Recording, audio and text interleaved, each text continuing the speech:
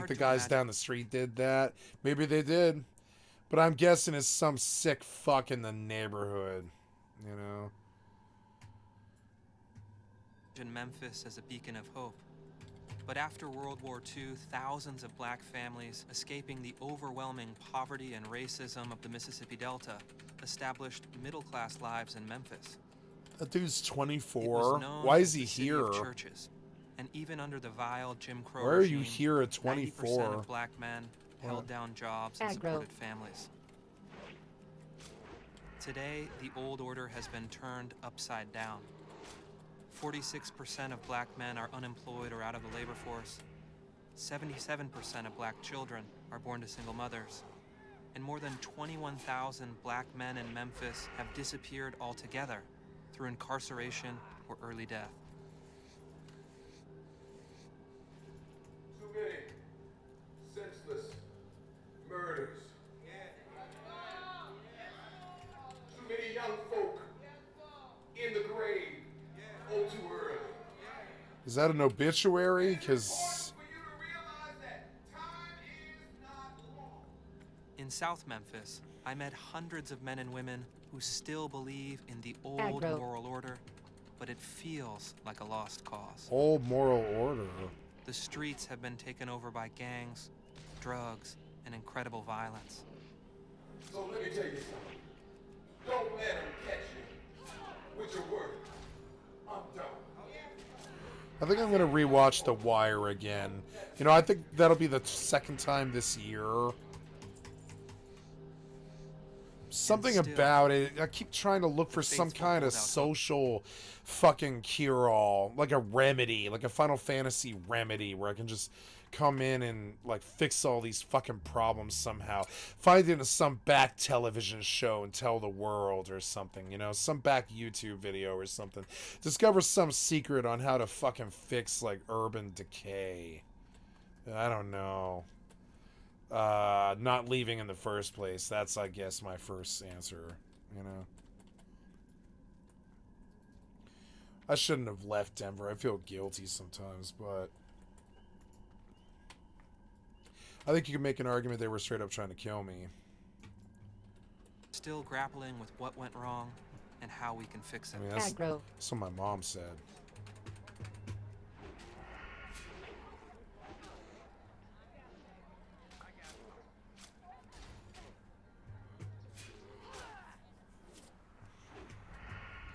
And not like trying to either. The worst part, they were not trying to kill me. They were just so incompetent they didn't know they were killing me. It's not like they tried to. They just like didn't. One hand wasn't talking to the other. They didn't know. Our failures. Probation The violation. genesis of this starts with our environment. Come on, man. How we were raised. Everything that we see around us, the people that influence us, our parents, our friends, our relatives, the social integration that's around us shape our values. And our values are the things that influence our behavior, our thinking, our thought process. All the brothers in here, they been through something, man. And I ain't trying to make myself look no how, but man. Sometimes you need some help. Yeah, like man, what? Man, I done been through so much and seen so much, man. Yeah. Man, it's really hit home for me, man. You know what I'm saying? I tell people all the time, man, that Can't give up. God don't make no mistakes. Man, both of my brothers were killed, man. Yeah. And man, my brothers were my friends. Okay, 2 of my 5 in my inner circle are dead.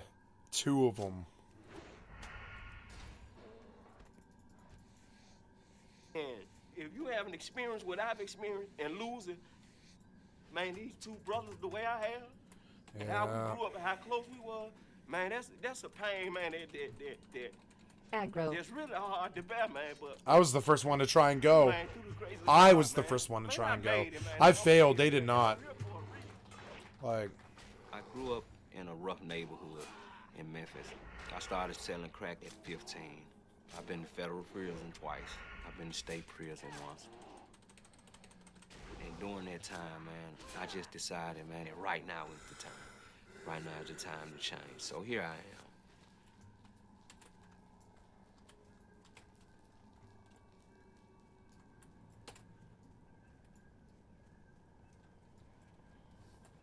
out the streets, man, where I come up at, man. Aggro. I spent a lot of years over here, man, in these apartments, man, and it was rough, man. It was rough. It was always something going on all the streets up and down these apartments, man. It's always something going on. It really makes you feel like you've been set up to fail. Growing up in an environment like this. Aggro.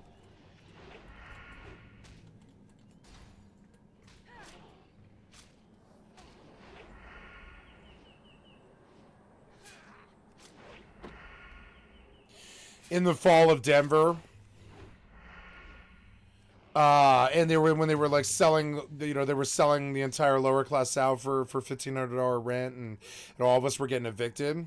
It was commonplace to drive up and down every fucking street in Denver. We used to do it a lot. We go from fucking 17th all the way down there to like fucking Windermere, or like, I don't know, like South Littleton, where Columbine was, right?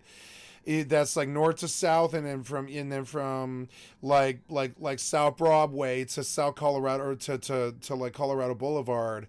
You would go up and down the streets. We used to do it in my friend's pickup truck and stuff. You go up and down the streets, and every block you would see 2 or 3 evictions, and all of their shit had been cast out on the fucking streets. We used to spend most of our time moving shit back to my friend's house.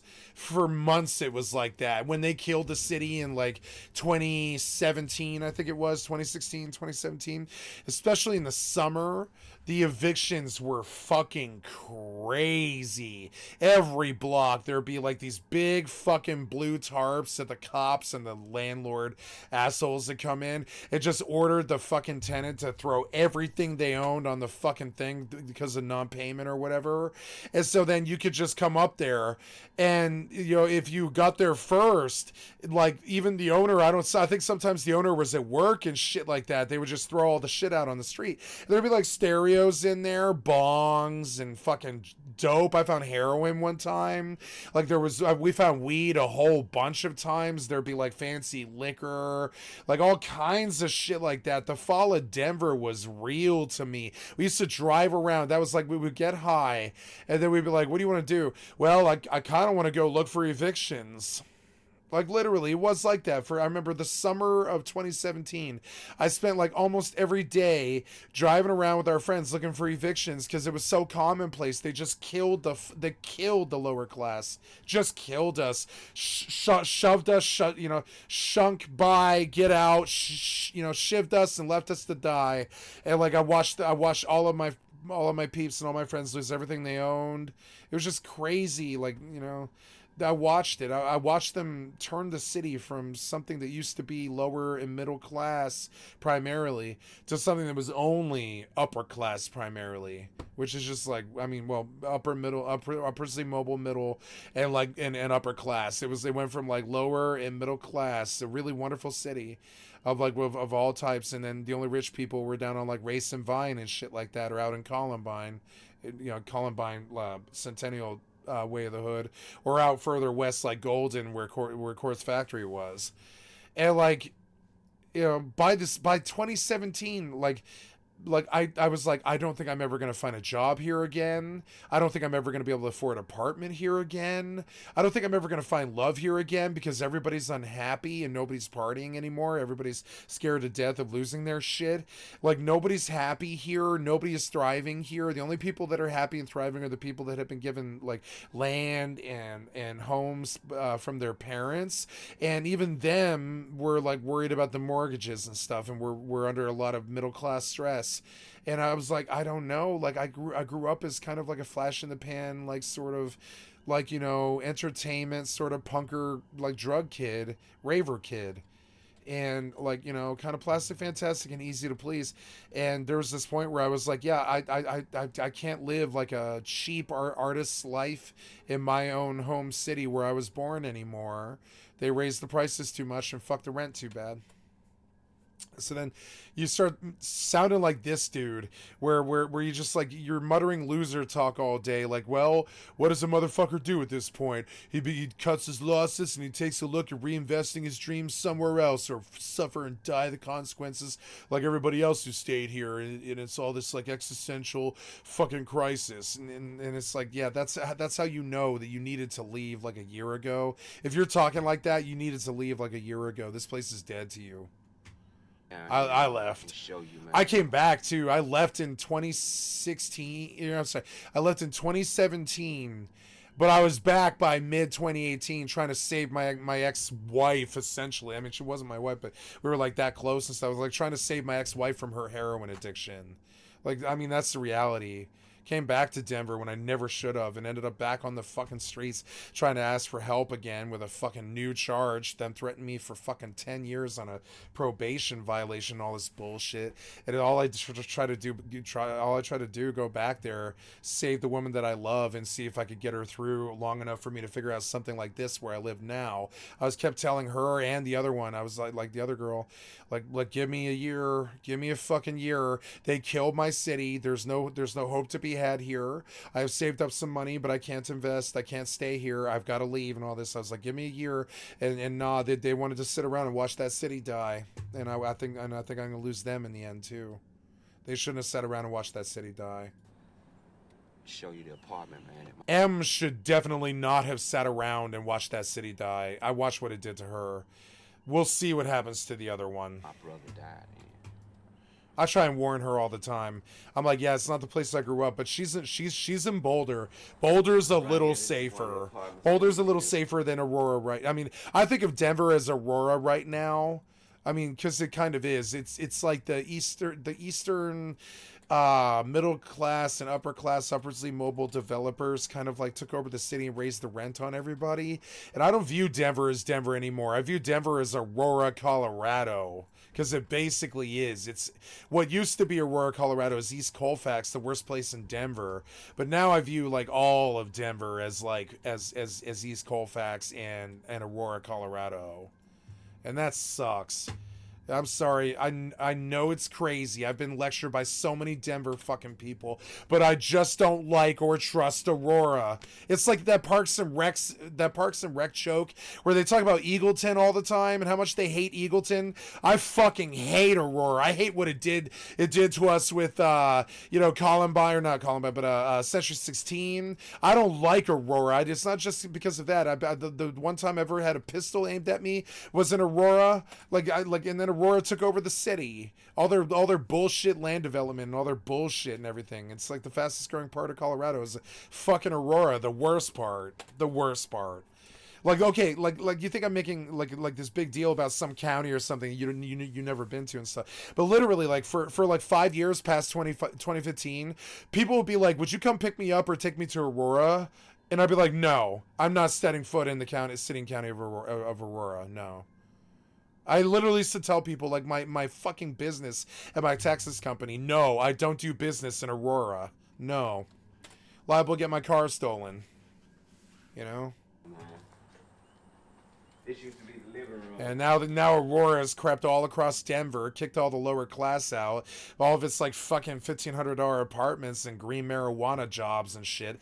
And it's really weird. You like gentrified and yet also ghettofied somehow at the exact same time, the exact same place. You ghettofied and gentrified so that the middle class is just gone. It's either super rich people or super poor people. Middle class is entirely fucking gone, and that's who I represent. I mean, I represent the middle class now, so I try and think like them now. But I was lower class, like, the last 12 years, 15 years, about. I'm still lower class in terms of my money, but I mean, I don't live in the ghetto anymore, Fucking drunken highway. This was my room. You ever stumbled on fucking like crack and meth down the fucking drunken highway, drunk like all the other fucking bums? You get an idea what East Colfaxia did to my fucking city. Like, man, I can remember one time, man, I was selling crack out of the window in this room.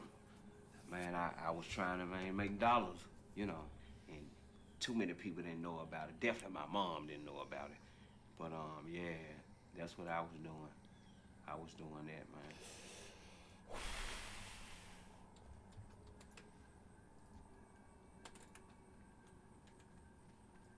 For a lot of people here in Memphis, man, it's an economic challenge because it's so hard to survive. Aggro. One thing about here in the city of Memphis, if you're poor, you're poor. Yeah. Um, Like, if you don't have get out of it. then Yeah. more than likely you have more than enough. Yeah. It's really just survival of the fittest, man. It's survival of the fittest.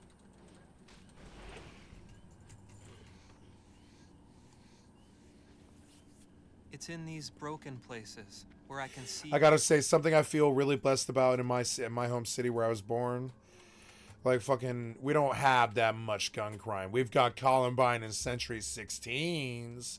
We got crazy white men who like to shoot up fucking schools and movie theaters and shit. But we don't have that much gun crime, even on East Colfax. It's not that common. I gotta say that about Denver. Even on like on the west side where one of my best friends lived and shit. Oh, sorry, east side.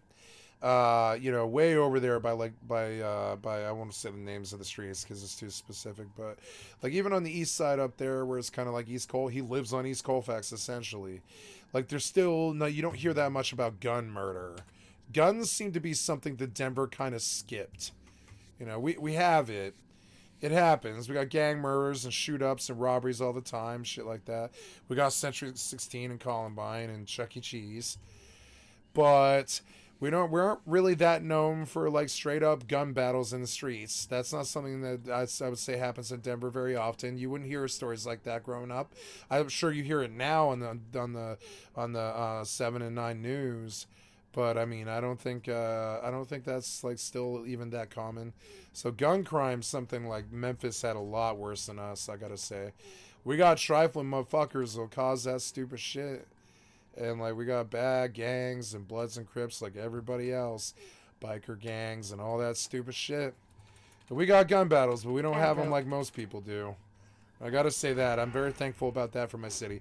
Violence was not something that ever drove me away from my city. I don't believe Denver is very known for that, I would say.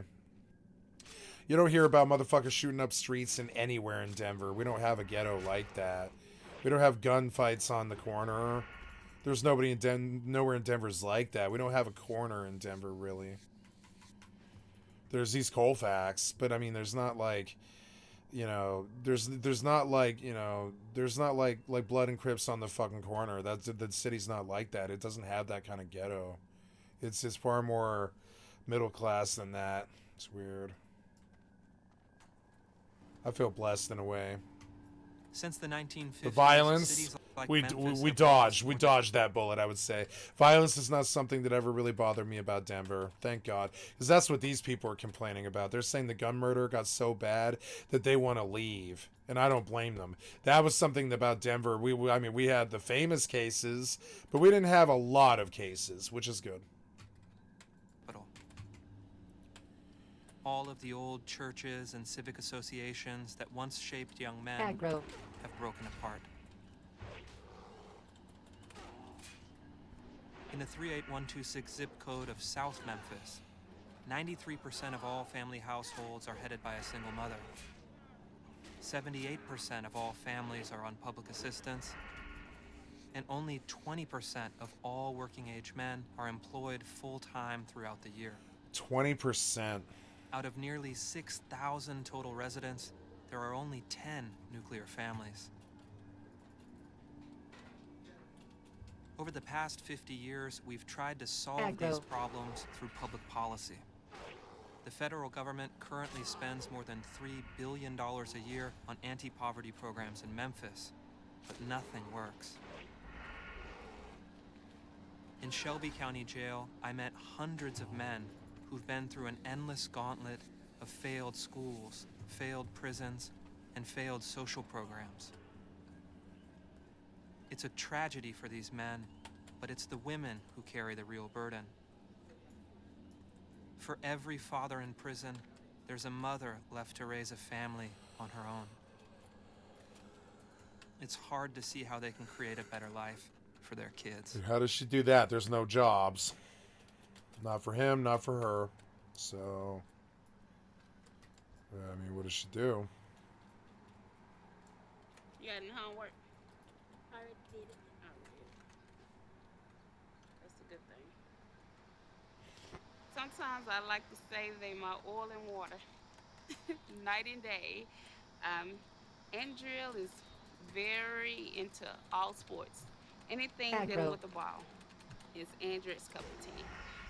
And Belisa, she's more like me, a little passive and aggressive.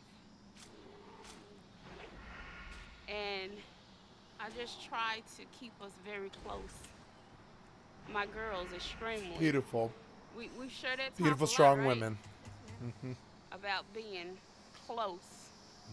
And if one don't have, The other?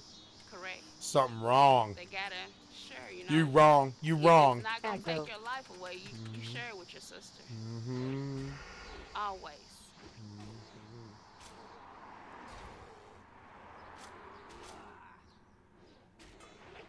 Hey, lady, how you doing? I'm alright, and you?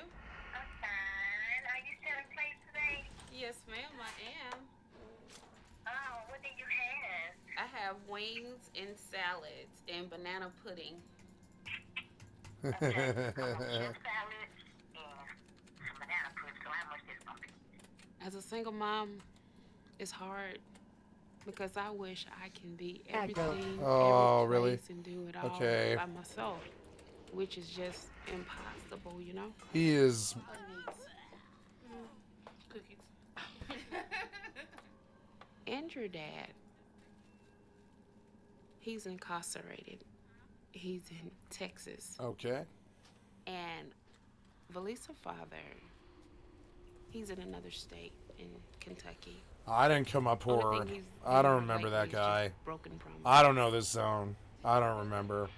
I've done it before. Last time I did it, wanna save the I think I was like memory. 26. Anyway, Been 14 years, I think, or something.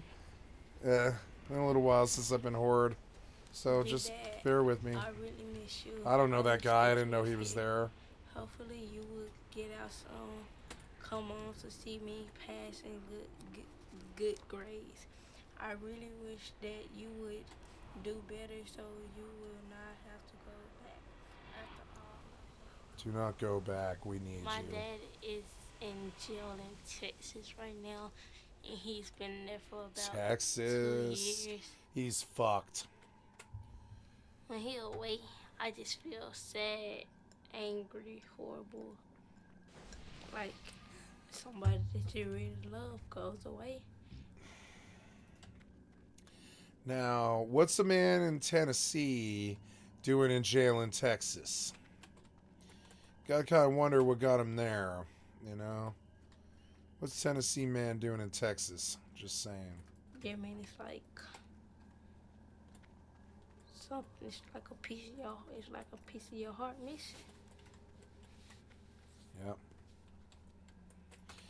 I think I want to turn off the ambience. Yeah, turn it off. It's so All annoying. I just gotta do is just overcome it and don't think about it and just one day he'll come. Too young to be so sad. Turn that frown upside down. You good? You good? You got it. They say people don't speak. They say you may not know the hardships people don't speak of. County jail. Best not to speak of it. Both of y'all fathers was here. Best to you know? just carry it. And Dad did a little time here, and I remember Andrea telling me that she visited here, remember? And I grew up with my father being locked up my whole life. So, I just want to break that cycle. Aggro. First, I want you to finish school, finish high school. College is a must. Get married before having kids. I wish the best for y'all. She was very direct about it. Good for her. There's no way of getting around the fact that in order to truly understand American poverty, we have to address the question of family. The challenge in places like Memphis is that the family has been broken all the way down. fathers, husbands, brothers, and sons have all been displaced from their traditional roles. Look, Cam. Look, who was that? Aggro. Me? No, it ain't. Look like you. That's your dad. Joseph has 4 kids scattered across Memphis and the Mississippi Delta. His youngest son barely knows him, and his oldest weird because son is currently now scattered across. I guess scattered across is incarcerated proper language. for attempted second-degree murder. Attempted murder. Now, do they give out a prize for attempted physics? Really, what is that? I'm just kidding. That's fucking Kelsey Grammer. Attempted murder. Now, really, what is that? Do they give out a Nobel Prize for attempted physics?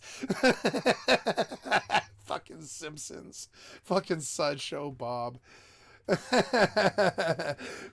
Joseph was placed in a $15 an hour job in a warehouse, but it's just the first step in putting together a meaningful life. That wasn't Katrina funny. is making ends meet on public assistance and selling plates of food from her doorstep, but it's an impossible calling. Andrea's father is serving time in prison, and Valisa's father promises to send money, but it never comes. I'm gonna come back home, find me another wife. Find me another female, I get all my money to. You know anybody? He started new families and abandoned them too. A mess.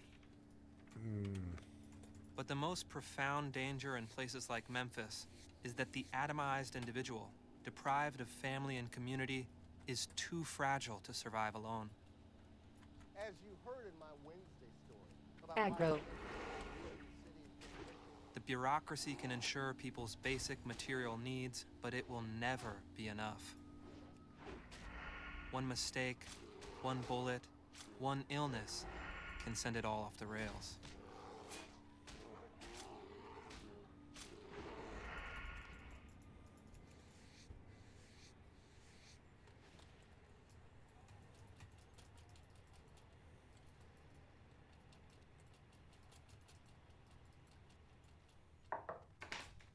Hello.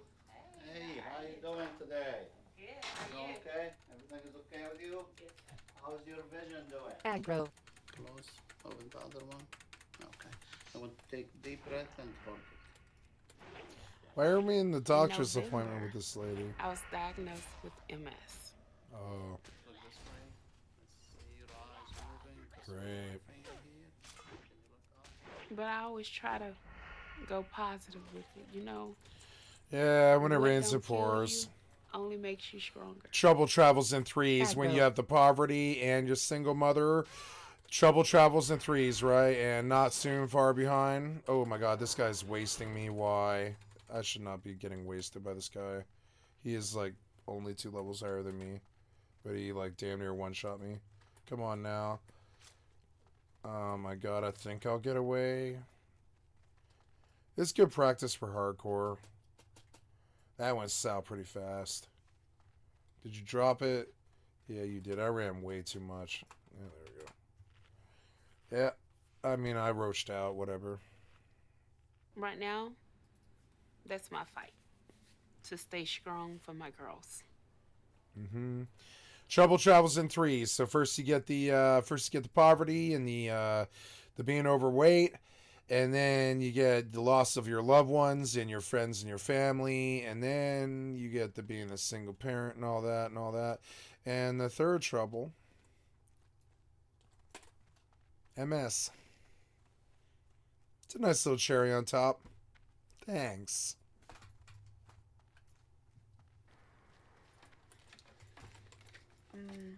Man, I still get real teary-eyed about it. I'm faced with something that's devastating to me. My role, being a single mom.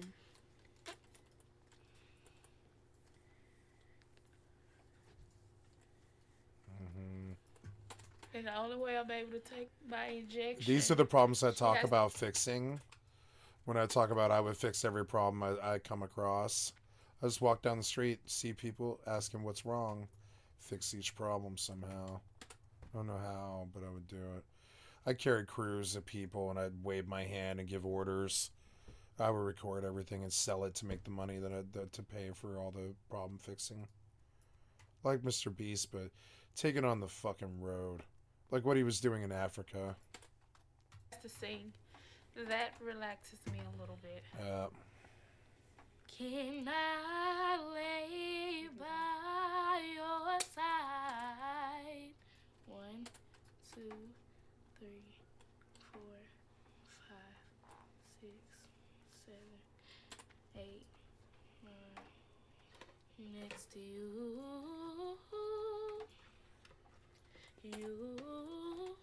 You're gonna make it.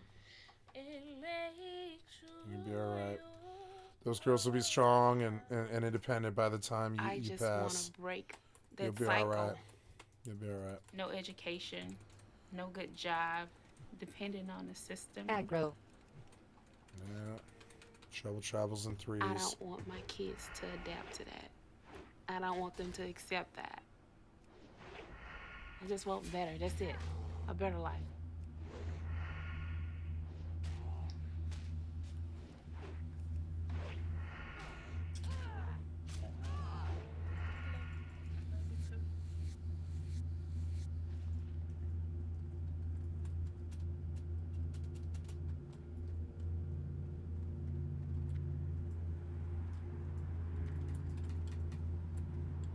This week, the city of Stockton in California's Central Valley has been all over the news. The city of Stockton, California. Stockton, California. Stockton, California is this country's biggest city to go bankrupt. It's official. Stockton, 39. 38. You don't keep me saying by Hazel Plants down, so the steps is apparently in the homeless area. Stockton is a tale of two cities. A tale of the haves and the have-nots. All you Yep, have to do is because take the your middle time. class is gone. They wrote them out. They just wrote them out of the equation. No jobs, no way to pay for anything, and all those expensive mortgages and rent and all that. So yeah, you just killed the middle class, and now there's just the rich people and the junkies. Any freeway undercrossing. Recurring you'll theme. find what we like to call a tent city, where you have dozens, sometimes hundreds of people sleeping in tents. Aggro. And what? I haven't seen really a great effort in the last 30 years to try to bridge that This is what gap. scares me about hardcore. You can't even see it before you're dead. Oh God. Thank God it's not This particular hardcore. I area would right be here, we dead, I got think. the Amtrak train station and downtown Stockton, just right off of there. That area just Stop toward it, north. you. Stop that. And so this Oh, particular stop area that right now. here Stop is that. Stop, kind of stop the it. forgotten part of town. There was a lot of businesses at one time, but as you can see, it's pretty much a wasteland. There's been businesses that was once standing here either burnt down or was destroyed, and so you probably have several hundred people down here at any given time. Yes. I can't believe I had a kick. English? Yes, I win. Yeah, come on out real quick. I'll just talk to you. Nobody's in trouble, so just kick back. What's your name? Juliana. Juliana. Have you ever had problems with law enforcement in the No. past? No? No. Good girl? Yes. Yeah. When's the last time you used drugs? Not even that long ago. What's not long? Right there. Oh, right. Oh, is that where you get high at? Yeah. What do you usually use when you? Scissors. Scissors. Oh man, what kind of drug is it? Like meth or what is that? Meth. It is. Yeah. What other drugs? Nothing else. I feel like there's a sickness, it's like a plague almost, of despair. It's a lack of hope, a lack of faith, a lack of trust among the community. And through the years and through the decades, the value of one's life here in this town has been devalued greatly. And I've seen that.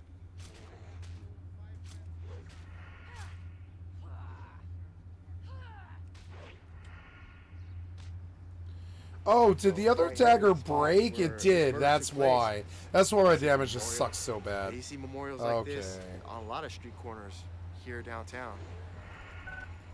Oh, well, that's right. Here. I actually, the very next street over is where I was born at.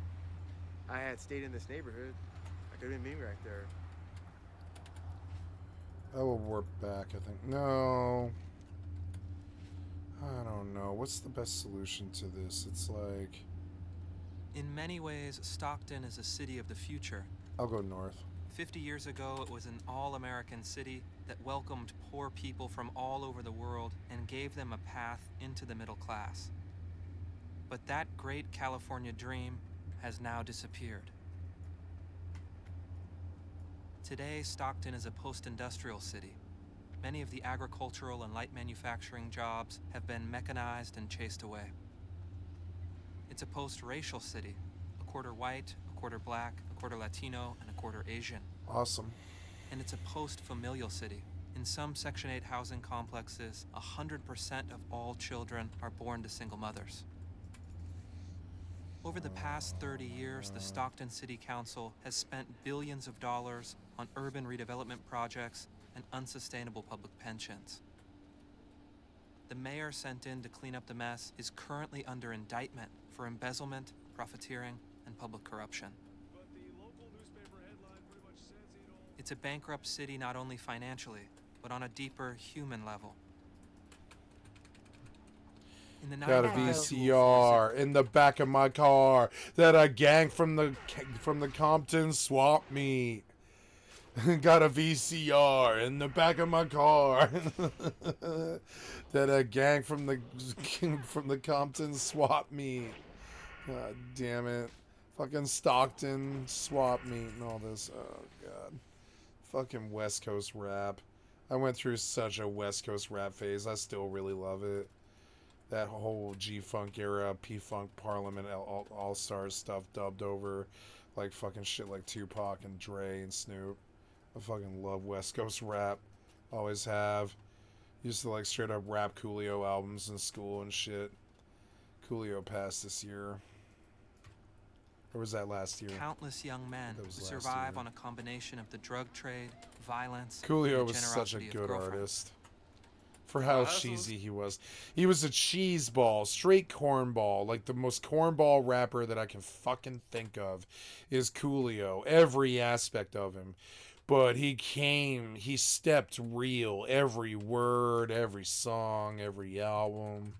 Aggro. Like, you know, he stepped real. Even the shitty ones later that I couldn't stand still were like real. Like he was like basically like a Black Power activist in a way. My favorite rap song of all time is by him. Well, my second one actually. Yeah.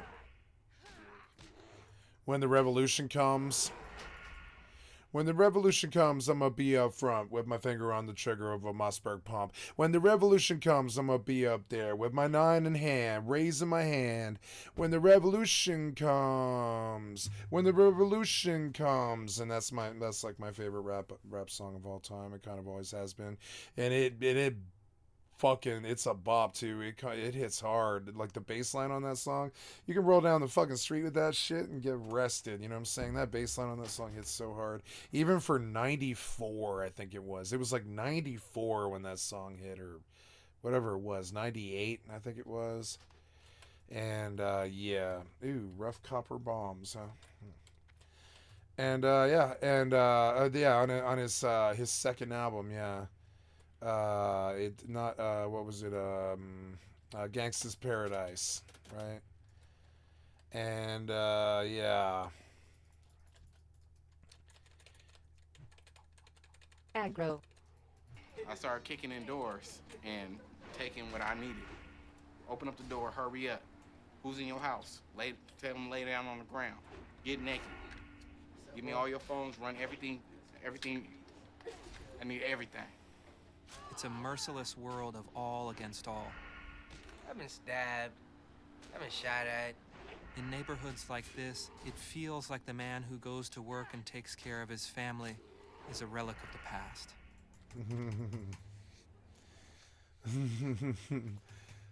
Oh man, I love Ill Mind of Hobson. Was a whole series of like 7 songs he did where he just basically screamed at the rap culture for how bad they were. There was Ill Mind of Hobson 1, 2, 3, 4, 5, 6, and 7. All of them are really fucking good ghetto commentary about how he can't really stand black people. It is weird because he's like the blackest rapper I can think of. And it's not like he dislikes black people or he's racist or something like that. He just dislikes what the culture became so much that he had to write 7 fucking anthems. 7 of them. They're like albums in and of themselves. Kind of like that song The Decline by NoFX. Fucking, they're all 7-minute songs and they're all just like rants about how bad the hip hop culture has gotten and what it's done to the young women and what it's done to the culture and all this. And it's like, and some of the stuff he said was so prolific and really funny too. He's like, so now you want to be like your favorite rapper, huh? Like it's fun to be you. Like you've been shot and stabbed, and like with a pass to make a Satan jump out of his seat, and you think it would be fun to be you? And he like just challenges like all the little Wayne rappers of the world talking about gats and all this shit and murder, and he's just like, you think a real motherfucker listens to your rap? And this is Hobson. He's like the most ghetto rapper I can think of. Like he's like you know, he was hard, and like, you know, he was hard, and he's like, you think anybody thinks it's fun to be you? Which I actually kind of really tripped out on after a bit. Like he was like with a pass that would make Satan jump out of his seat. And then this helped me get kind of a grip on my own life too. I was like, I will never be a role model. I'll never try to be one. I'll never try to be look up to me or any of this shit. Nah. Because like I know better. Yeah. Like it wasn't fun to be me, and it wasn't fun to go through all the shit with the law that I did and all the other problems that I had. And like, and they shouldn't venerate it. They have all that bougie shit on TV about how they like have too much money and they're throwing like single bills at the strippers and shit. That's not a good ideal. Those aren't things that kids should hear. Like, I'm sorry, but it's just sort of weird. Like, rap is this thing that you know used to be so good, but like Hobson said, why did Michael Jackson have to go die? Why did rap have to go from so good to so dry? You know, and that was like literally one of his Ill Minds of Hobson things. Why did Michael Jackson have to go start his tour and then go die? And then how he ends that fucking line is he's like, why did rap have to go from so good to so dry? Which I thought was actually really revolutionary for a rapper to actually say. And that's good. And so all this culture venerated in the fucking hood and all this shit.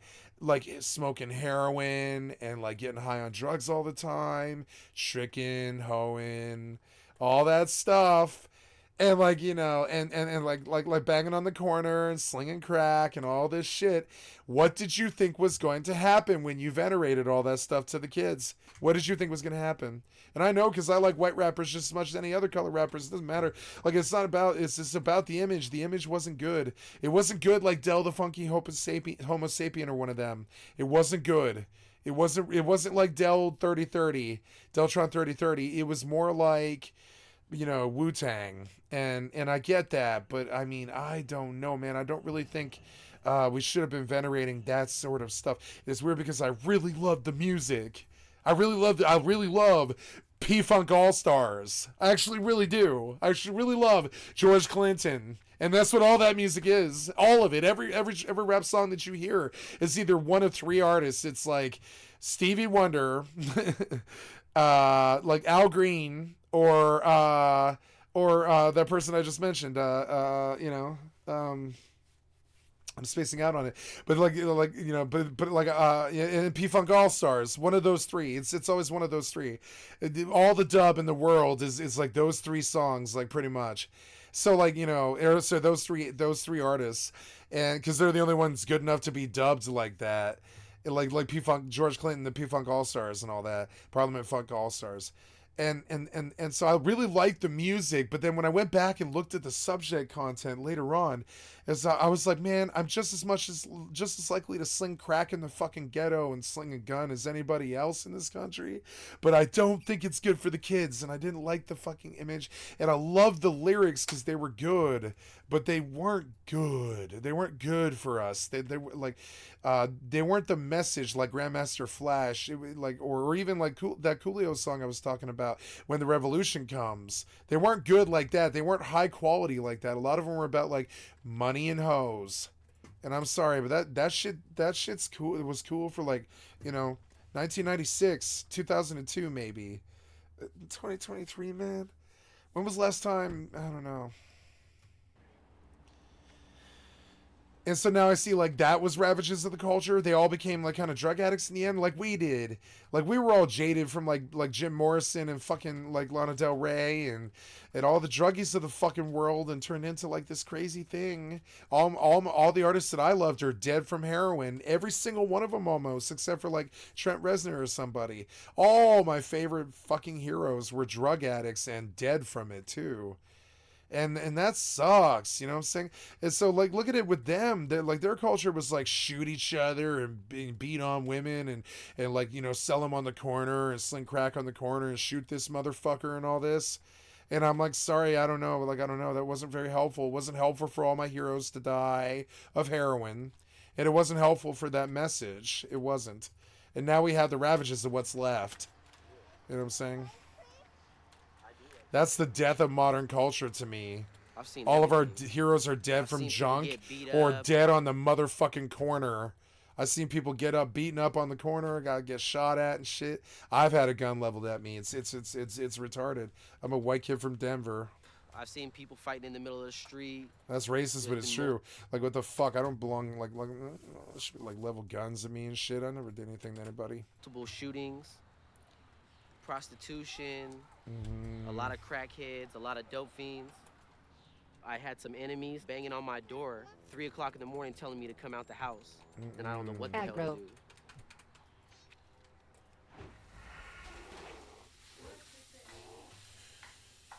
I hear you knocking, but you can't come in. I hear you knocking, but you can't come in. I hear you knocking, but you can't come in. Please don't try no more. Good. Try it. Oh, that's good. Num num nums, huh? One more. Want another bite? Try again. Uh-oh. The guy came knocking on the door this morning. He stuffed a note in the door. What kind of note? It just says that we owe them money. Oh. No. Oh. Well, that's a plus then. Yeah. It just says that we're behind. Aggro. I mean, it's not fun. I'm not laughing at him. I'm laughing with him. I had gotten to a... Trouble travels in threes. You're getting hustled at your fucking door, and then you get the eviction notice, and it's like, Jesus Christ, man. I just have to laugh or I cry. It's chase, and I got caught. Come on, man. With some guns that I should not have had. Yeah, it's always a gun charge, isn't it? And, I put down my gun and take the bullets out my 9. So she was a newborn. I put down the knife and take the bullets out my 9. My only crime is that I'm too damn kind. Which was one of the things that really, it just killed me. So now some scandalous motherfuckers want to take what's mine. But they can't take the respect that I've earned in this lifetime. And you know you never stop the furious force of my rhymes.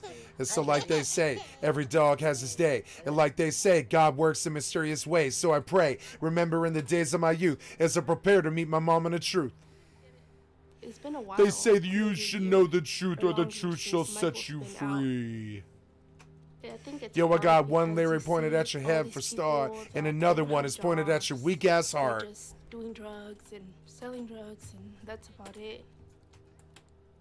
So it's hard for both of us to make it, but we're trying, you know. Yep, and that's the difference. That's all you can do. Gotta try, right? Mm-hmm. In cities like Stockton, we've been fighting an invisible war for nearly 3 generations. Yep, the police. We now spend $1.1 trillion a year on anti-poverty programs, but the official poverty rate hasn't changed in half a century. And this administration today, here and 50 now, years. declares unconditional war on poverty in America. Oh, yeah, you did? The problem How much is money that did you both clear last political year? parties have Even back then, how much money did you clear last year? Actual money that was in your account. Was it $1 million? Because even I don't have $1 million in 2023. Like, how much money did you make last year? You got a war on poverty now, do you? How much money did you make last year then, sir? Hey, answer the question, sir. This is a subpoena, sir. How much money did you make last year? You would talk about war on poverty. How much money did you make last year? Answer the question. Beings as functions in a math problem. Get the fuck out of here. If we can just change some of the variables, cut spending here, increase spending there, we can fix this. But the truth is that human beings can't be reduced to the mathematical sense. We're complex individual creatures who live in a vast web of family, culture, economics, and community. No matter how careful it's designed, the bureaucracy can never satisfy our deeper human needs.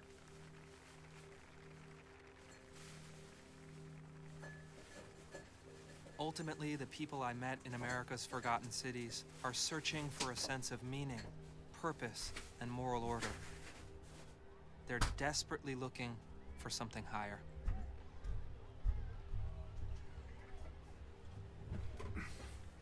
It's not something higher, it's balance. The balance is gone.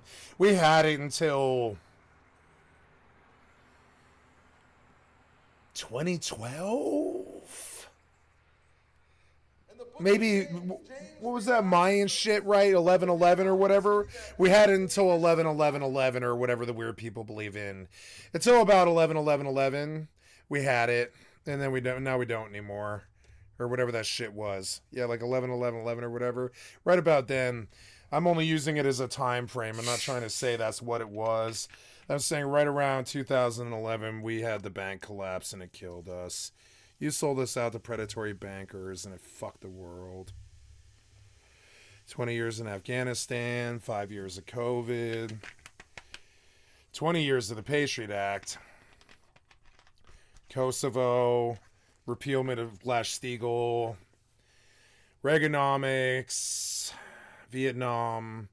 It's it's just sort of been coming, man. But then you bailed out rather than trying to stand the ground with the rest of us, and you stole the money and left. Especially the bankers.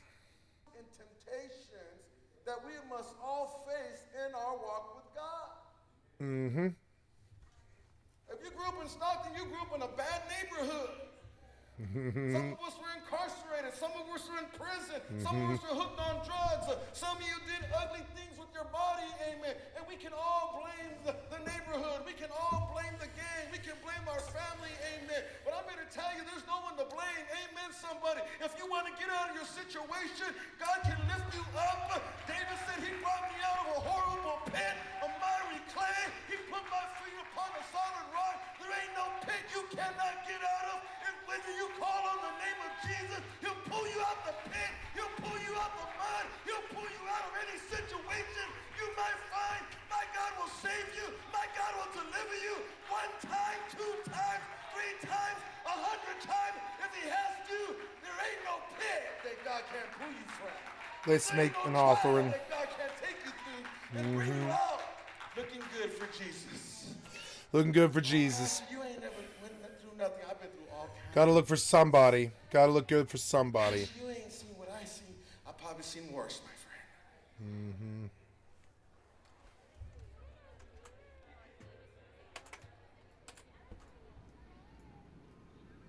Jesus is in the death and the poverty and the violence.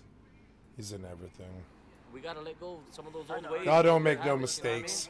I know, I was there, bro. I ran away from home when I was 15 years old. At 15 years old, I took off. I was gone, man. Yeah, I was left on at the street. 16. I was gang banging. I was getting high, shooting dope. You know, doing my thing, man. Running wild, carrying a gun. You know, I was messed up. I was hurting, man. I was tore up, man. I didn't know any other way. I didn't know any other way until somebody just like this actually handed me a flyer from Victoria and said, you know, man, God can change your life. And at that moment, I was at a point where I was tired. I was tired of the way I was living. I was tired of the lifestyle that I was in. I said, man, what do I have to do? What do I have to do, man? And I was ready. I was ready to make a change. We got a Christian recovery home for men. It's an intense program that'll help you get your life together. You know what I mean? Everybody has a story. It could be through drugs. It could be through abuse. It could be through violence. And our families are broken down. Our communities are broken down. People's lives are broken down. They're Let's see, devastated. getting high or going with these people. I'll take That's getting why we're high. here. That's why this ministry is here. We want to let people know that they're not in a hopeless situation, that as long as they're breathing, there's hope. All right, my brother. God bless you. All right, And man. that's God the bless you, man. problem. Let's see. All right. Getting high or doing blank. And that's the problem. Yeah, I'd rather just get high. You know? Would you rather like, go to this church group and make your life better, or would you rather just stay here and get high? Probably get high. Yeah. You know? That's the real problem with this. It's like the laziness, I think. We're all hard-coded lazy. All right, man. Even the busiest motherfuckers. Yes, sir, prayer right now over this neighborhood so that God's peace would come upon us and God's peace would be in you and that God's love would penetrate I your can't life. seem to get the bears I need. It's so annoying. Peace to this neighborhood. There's another one. The drop rate's horrible. Bring deliverance to this neighborhood. God, move in a powerful way in this neighborhood. The people that come into our church, they come in hurting. They come in empty. Aggro. They come in broken. They come in need of a miracle, in need of a healing, in need of a touch, in need of somebody loving them, you see? And that's the beginning of the process. Oh yeah, I broke my dagger and I just kept killing things. I forgot about this. Yeah. We can affect a person. Oops. We can Yeah, affect the I'm an community, idiot. We can So. affect the city. We can affect Aggro. the world. Oh god. Don't kill me. You. Gouge. Walking with the pastors and the healers through the streets of Damn it. Stockton, No, don't kill I me. discovered a city with its soul laid Oh, bare. you're so annoying. I didn't set out to tell a story of religion, but the reality is that faith-based organizations are still the cornerstone of poor communities. In places like Stockton, inner-city churches are often the only remaining institutions that offer a clear sense Go of away, meaning, bear. purpose, and community. I'll go fix my dagger now. In the men's recovery home at Victory Outreach, they have an astonishing 70% success rate. helping Yeah, the Mental Health Center of Denver, men's rehabilitation center for people facing legal issues, was like a very interesting, beautiful case studied, like well case manager program that definitely saved my life and got me turned around and sober. And I want to say thank you to them. And one day, if I'm ever rich, I will come back and I will donate. Big time. Without the 3 meals a day and the 2 years away from the streets and the drugs and the problems and the people trying to kill me and the threat of 10 years in jail sat over my head for like 11 months of that. And yeah, and I just want to say thank you to MHCD. You saved my life, and I mean, I told them when I left, but I told them, like House, I said, may we never see each other again. And they were like, exactly. Rest your weary bones for a spell. But they also said, you can always come back no matter what. They were like, you in particular can always come back no matter what. I was like, thank God, that's good to know. You have served me well, adventurer. Who knows, maybe when I'm 85 I'll need it or something. You never know. To rid Silver Pine Forest of Arugul's curse. How Arugul gained acceptance within the Kirin Tor is There beyond was a beautiful woman there. His spellcasting knowledge seemed as transparent as a I turned her down. What's important now I is broke her learning heart. exactly what magic Arugul used so that I I'm can not turn proud it of against this. him and secure Silver Pine Forest for the Dark Lady. Arugul first stayed at the wheat farm just north of the bridge. One of the Deathstalkers reported seeing some spell books but could not secure them. Retrieve for me the spell labeled Remedy of Arugul from those books.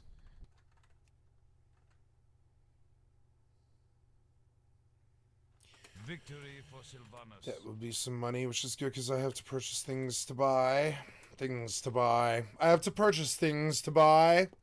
I must buy things to purchase. I must buy things to purchase things to buy. Money buys this and that.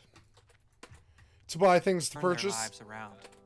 I don't even know what the things are that I want to buy to purchase. Their But I'm going to secret purchase is to that buy they speak to things. the heart of the human condition and I guess I'll transform fly people through back. genuine human I relationships. guess I got a level.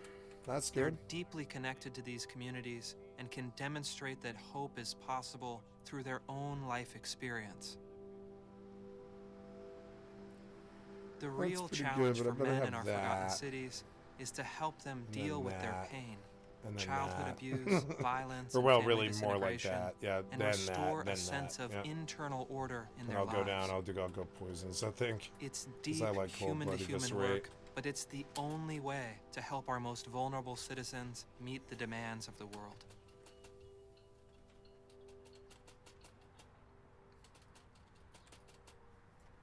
So the last time that you lived here, what's been going on since the last time we talked? You know, I've been trying to apply for places. I've been job hunting. I know my wife Rest has your been weary really, bones for a spell. really trying her hardest. You know, she's been giving it her all. But it just seems like there's like no opportunity.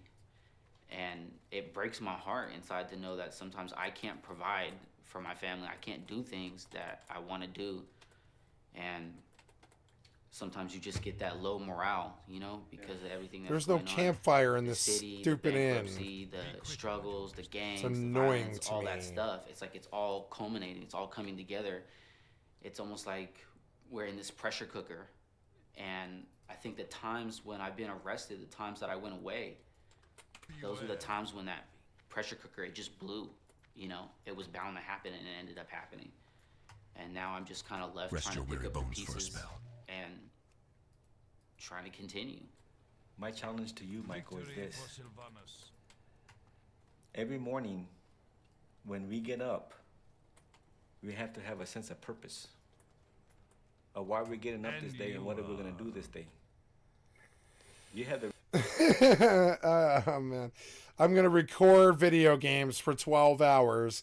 I'm going to talk a lot of shit about people I've never met and probably never will meet. I'm going to rag on some videos and probably shed a tear. I'm going to bore 2 to 5 people. And I'll probably fart and wheeze a lot because I'm old, I think. And that'll be, you know, that'll be my day. Been pretty good. Been pretty successful at it. Every day is the best day of my life because I keep on absolutely succeeding at the things that I set out to do. Right now, I'm 9 hours and 10 minutes into a 12-hour recording. I mean, you know, I've been streaming for 12 hours and 40 minutes. So, yeah, this is going to be a long day. I could stop now at any point, but I'm not tired yet. It's only 11:15. Probably go a little late tonight, you know? build it with your kids right now. Little Just late taking care of tonight. them, Say providing for them, things, and say being there for things. Marlene. That and To buy things, to purchase things. Got to purchase things to buy right now, like flint and tinder and, I don't know, 20 simple wood.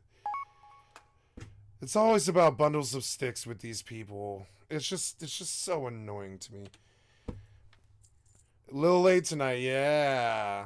Yeah. Well, it always changes. That's the problem. The only reason it's been so steady the last couple of days is because I had a doctor's appointments 2 days in a row at exactly the same time. So it fucked my schedule, exactly the same problem or whatever. So now I'm going to be up later because I don't have to do anything tomorrow except walk. So... Watch your back.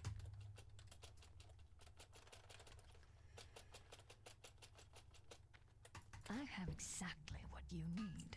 I have exactly what you need. responsibility that most men in this population that we come from, Michael, cannot maintain. And when they try to maintain it, it gets too stressful and overwhelming, they give up. But you're not going to give up. Embrace the shadow. Embrace the shadow. I say we name it Michael, like me, but the middle name could be I something need else. weapons, which you guys So might that not way it do. comes out Oh, I was looking gonna make a next name, fire. then name him that. Yeah. So I'm 31 weeks pregnant. Salami, I shall ignore so it. 9 more weeks to go, and Mia's gonna have a little brother.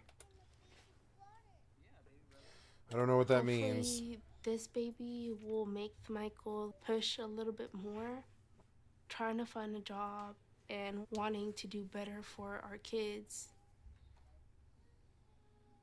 If you'll be working in an area with equipment and machinery, Don't tell me what to do. I'll do what I want.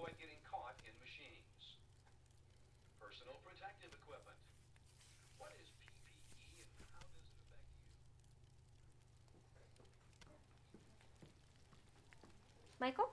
Yes. Hi, Michael. I'm Jacqueline. Hi. I know you just met with Patty briefly right now, and she got some information from you in regards to some of your work history, and she did let me know that you worked for Kmart. Back in 2011, you did a little bit of stalking, loss prevention, reorganizing. So right now, you're basically just are looking to get your foot in the door somewhere. Yeah. And get working. So I do have to be honest, we do background for everybody that comes into our office. It's an automatic for us. And it turns out that you're a career criminal and we can't give you a job. It's funny. I can laugh at it because, yeah, that's kind of the situation I'm in. But, yeah. Because you were upfront with me, we actually have a client that we may be able to help out with. So what we'll do is we're going to go ahead and reach out to them. They are pretty busy right now. I'm sure they'll have some need. And we'll try to set up an interview for you with them. Once you meet with them, seems like it's something you'd be interested in, it works out, then you'll know ahead of time and you can get those steel-toed boots. Okay, will that work? Yeah. Okay, awesome. We'll do that. Steel-toe boots, yep. Greetings. You know how many times I've done that? Yeah. You'll not find faster. So now what? I guess the leather? Yeah, sell the leather. Or, well, I don't need to go anywhere per se. I don't think I need to go anywhere until I'm 14, but I do need to send all this stuff away. So hard to let go of living that life out there in the streets. Being on welfare, being on food stamps. I got to 13, which is better than I thought I would do today. And really struggling. But I think that it's something instinctively inside myself, inside of all men. You want to work. You want to provide. I don't know about all of us. I want there to be a time when my children can look to me and they can say, that's my dad, and I'm proud. Discolored healing potion.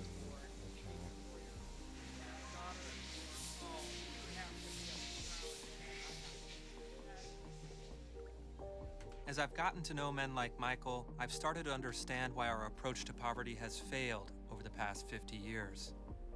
We've tried to solve our problems through top-down public policies, but No, I think the demon bankers stole the money. It's a lot easier to say. It's a lot easier to say my way. I think the demon bankers stole the money. Isn't that a lot simpler than all that rhetoric that he's saying? I think the demon bankers stole the money, and I think we could go get it back right now, and all these problems would end. I mean, that's what I actually think. Is it? I mean, I know it sounds crazy, but I think demon bankers stole all our money, and they're running like huge like software syndicates and stuff with their money in the Cayman Islands, and I think they stole all the money in the world, and I think there's all the money and all the gold in Fort Knox is gone, and I think they stole all the money, and I think if we were to get it back, all these problems would end. But I don't know, man. I know how crazy it sounds when I say it. real change doesn't happen. I know how top crazy down. it sounds. It just sounds like some kind of lunatic fringe guy from that movie JFK. I know it does, but I mean, here I am saying it.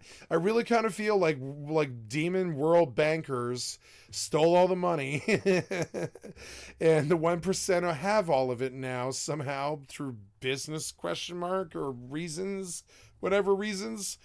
And because of reasons, and now we must get that money back if we want our children not to have lifelong drug charges and tattoos on their necks and Side out. It starts within each individual human heart, then slowly works its way outward to families, neighbors, and communities.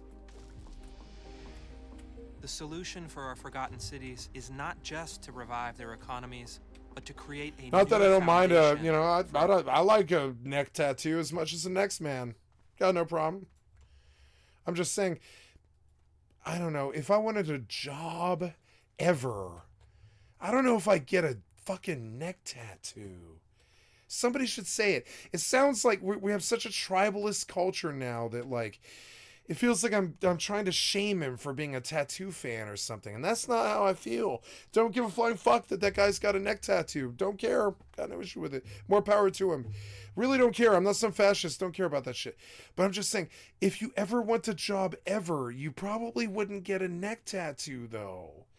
Because I mean, I can't think of a boss that would ever really want that at a business. At least not in the stupid privileged white world or whatever. Not like jobs in like the middle class sectors. Most of the time you see a neck tattoo, you're gonna think gang member. And I'm sorry, but that sucks, but that's the actual reality of that. And I got a lot of friends with neck tattoos, and I don't care if they got neck tattoos. I'm just saying that it'd be awesome if they could get jobs despite it. I think it sucks that we have that bias, but you get a neck tattoo, you might be a gang member your whole life, kind of. Or like a rapper. Or maybe like a prostitute or something. I don't know if you're going to be like that dude who makes like 60 grand a year in construction, maybe, if you have like a neck tattoo. I don't know. Maybe. Postmodern world. I just sort of, I question it a little bit. Traditional sources of meaning. The higher paying jobs out there, family, work, I'm not so community. sure you can have a neck tattoo. If you are, you better be like an entertainer, something. Because, I don't know, neck tattoo, man. I see that and I think that guy's gone for life. Like that's like a gang member, That sucks that we have that bias. And I suppose it sounds racist, but I'd say the same exact thing about a white person doing it. You know what I'm saying? Like I'm cool with neck tattoos when you're Yellow Wolf. You know what I'm saying? Whatever. Modern condition. But I mean, you better be Yellow Wolf. I'm just saying, if you want a neck tattoo, otherwise, going the job route there, I don't know who's gonna hire a neck tattoo. I don't know about that. Ensure that being poor doesn't mean and being I was raised to observe these sort of cultural norms. Like my mother was like, "No, you cannot get a tattoo. No, you cannot get a piercing. No, you can't. You'll never get a job. You'll never get college. You'll do an interview and you'll bomb it." And I don't think she's wrong. I don't think she was wrong about that. You kind of like, you show up kind of tatted up and pierced and sort of like looking kind of counterculture for like a Kinko's job or something. It just doesn't bode well for your future at the job, I don't think. And that's a weird judgment on like image or whatever. But I mean, I always had this issue because honestly, I wouldn't mind a neck tattoo. But I never got one because, I assume I'd never get a good enough job ever again. And so I look at this and I'm like, yeah, why are we watching him go through the fucking process, sort of? The primary sources of human happiness. That even those at the bottom can lead dignified. Because, I mean, really, once you have a neck tattoo, aren't you basically either a rapper or a straight up gang member? Something akin to it. Maybe you let's say you're a bit cooler, like you fix up car stereos and you make a lot of money or something, or you sling cars or like guns or something like that, but legally. Let's say you're cool or whatever. And it's cool then. But at that point, you would like honestly, I think when I think neck tattoos, I think rappers, entrepreneurs, and gang members. So those are the three things that you should choose when you have a neck tattoo. That sucks. It sucks. It sounds like logic like that. It sounds all cruel. But I mean, that's how okay. For instance, okay, you guys can't see it, but on my left hand, I had an anarchy symbol in between my left thumb and my forefinger all of my life. And now that's like, you can't see it anymore. It's faded and shit. I was talking like right about here. It's as close to the fucking lens as I can. See if I can show you the faded remnants of it. No, it's gone. But I had an anarchy symbol in between my left fucking forefinger and my left thumb all of my life.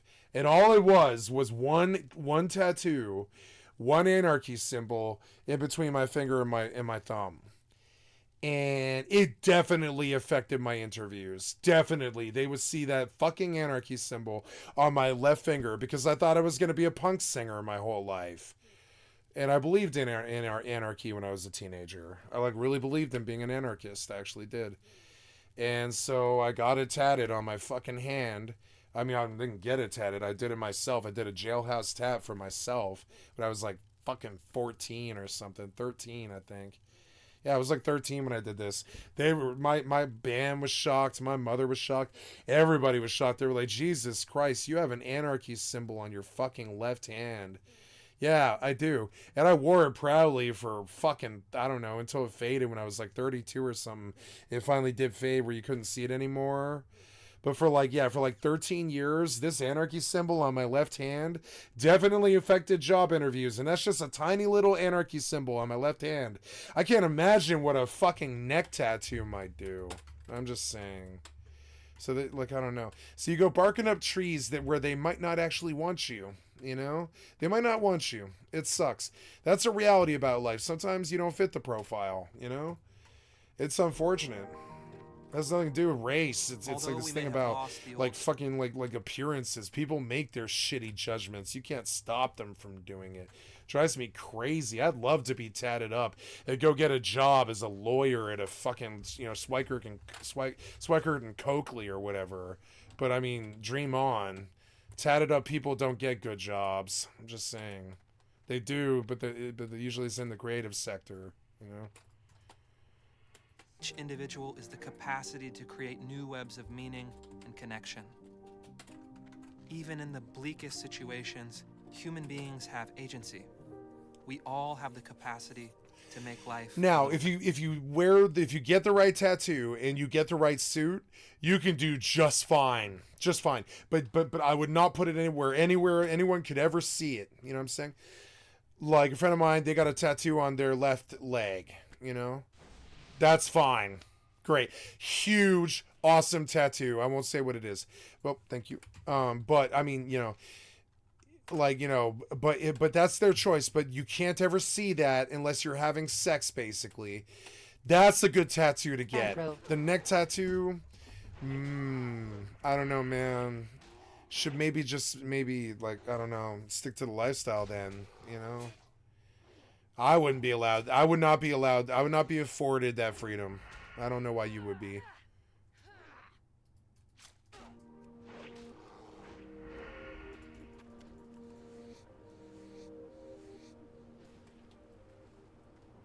Appearances matter to fucking dick ass, like straight up. Like appearances matter to dick ass humans. Like pretty much, like it really does matter. It fucking sucks.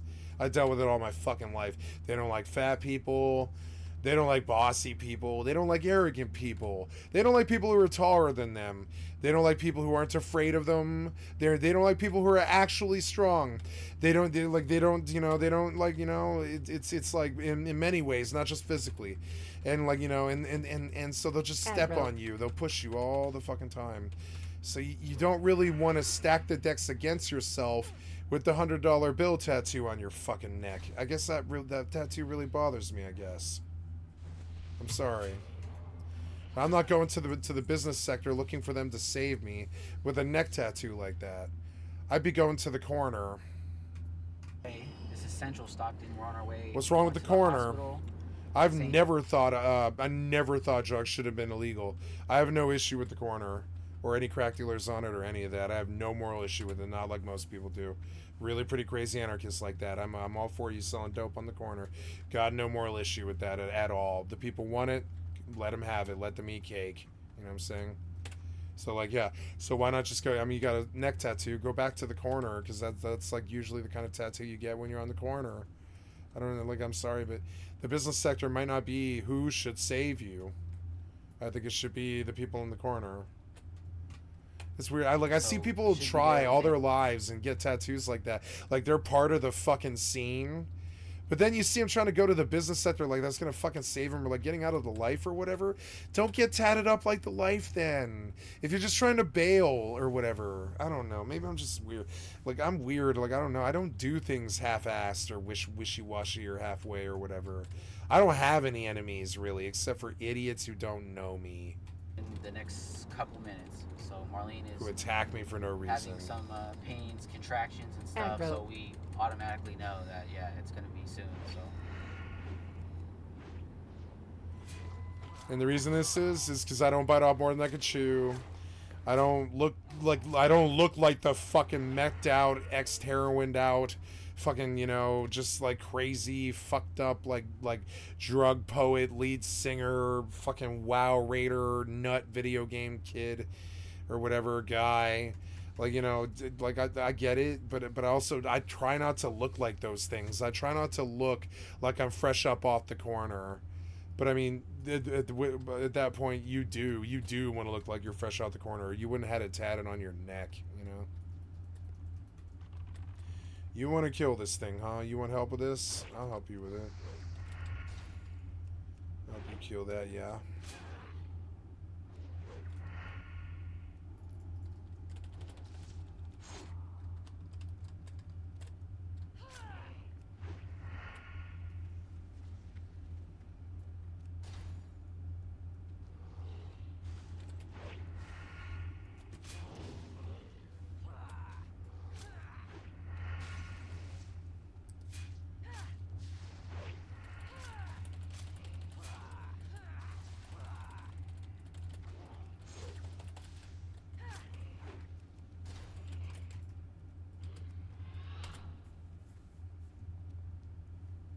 Fun.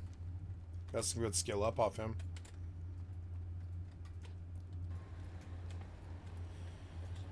Like, once I had done all those hard drugs, I didn't go back amongst normal people looking for them to save me. And that's my issue with this. A little bit. I didn't think normal people were gonna fix my issue, and they didn't either. They did not. I had to fix it. I had to work. I had to go do it. Ended up fixing fucking laptop screens. You know, getting unemployment. The only thing that keeps my heart beating. That's what got me off the streets. The only thing that keeps my old heart from giving up on me is knowing that I have a reason why. I have a reason to keep breathing in and out and moving forward. They give me a purpose. The thing that I've been looking for my whole life is to be here for them. That's what's changed me. It's changed my life. It's changed my perspective, and it changed my heart.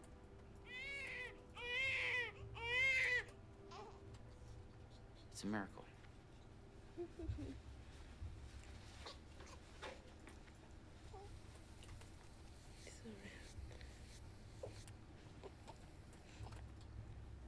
Here, just put them like. Sir, I would prefer you sit on a stationary chair. Just stand up. Put his head right there. You got him. Aww. She gonna be a strong one. I know everything's gonna go good for him because he has parents that love him. I think that's what life is all about. It's all about your family, your children. No, that's a chest. It's about all of us now, doing what our best. what was I missing here? Was it like a meaningful and happy spawn or lives. something? I just want to make Remedy sure of that he lives that kind of a life, you Erugol. know? I don't want him to go through the pain that I had to go through and the suffering. I want him to live a happy life. I don't want him to ruin and make mistakes and fall back. There's I like want to help books pick him here up. somewhere. And that way, in the end, you know, he lives. He lives for us, for his family, you know? And we all live for each other. Oh, they're there. Because in this world, that's all we got. It's the bond between all of us that holds us together.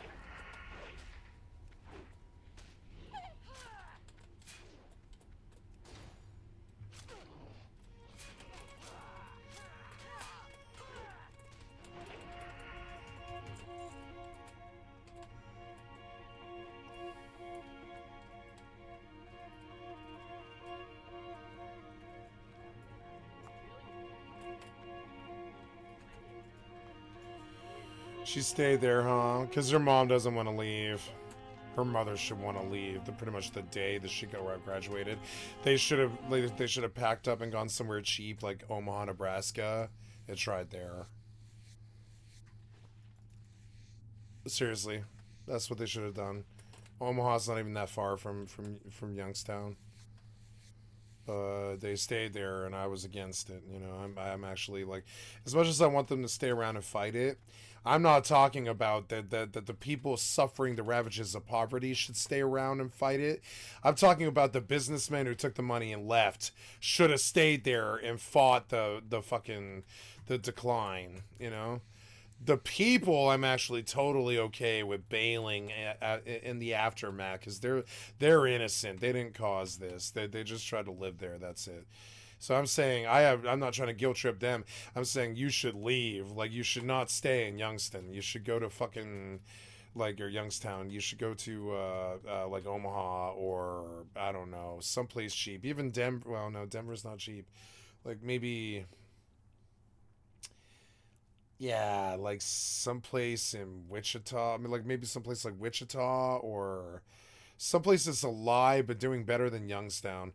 Even shit, there was a good town in Pennsylvania called or I'm sorry, Pennsylvania, called Easton, Pennsylvania.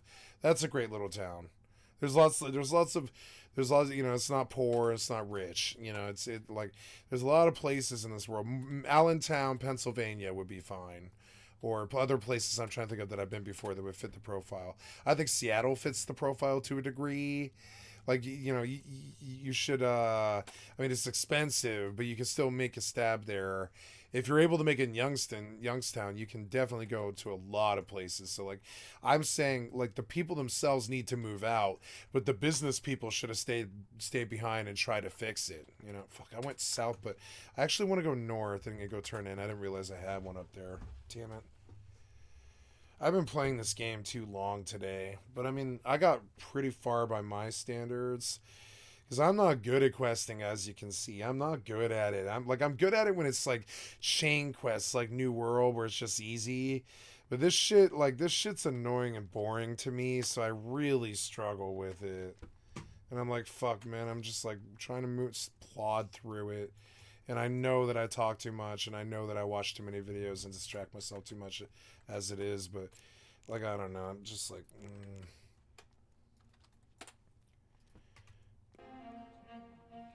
This was good. It was good. Oh, thank you.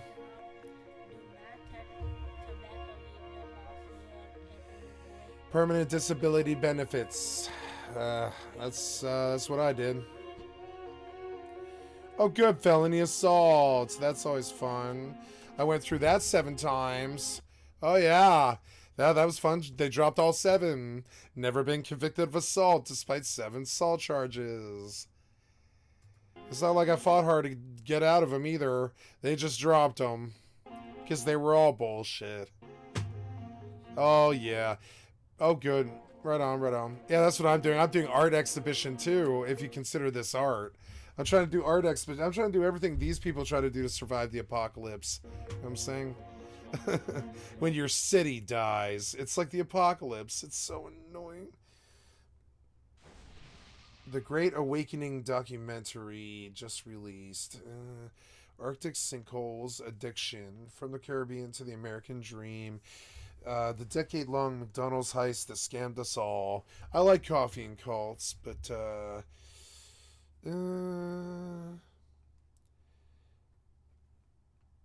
poorest region of America, what it really looks like.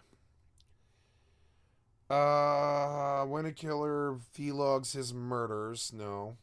Project Looking Glass. I don't want to see something about like this sort of thing anymore. I think I'm not really interested in that sort of thing. Timothy McVeigh and the OKC bombing, huh? What did you get with this? 700K from a year ago. Here's one, sure. Thank you, Christopher. I'm sorry, Manic Cadence. Anyways, thank you for the excellent content from my stream. I'd like to sub to your channel. In the early morning hours of April 19th, we'll learn about Timothy McVeigh, fucking nut, and Nichols or whatever, the Timothy McVeigh and whatever his name, McNichols or whatever. Fucking, they killed him. They killed those guys in Denver, Colorado, which was like so crazy. I remember driving taxi 13 years after they did that stupid shit. I remember pulling over in the taxi on, I want to say, yeah, I think it was Alameda and South Broadway. And I parked the taxi and turned off the meter for a minute. Or not the meter, but like I stopped working for a minute. I signed out.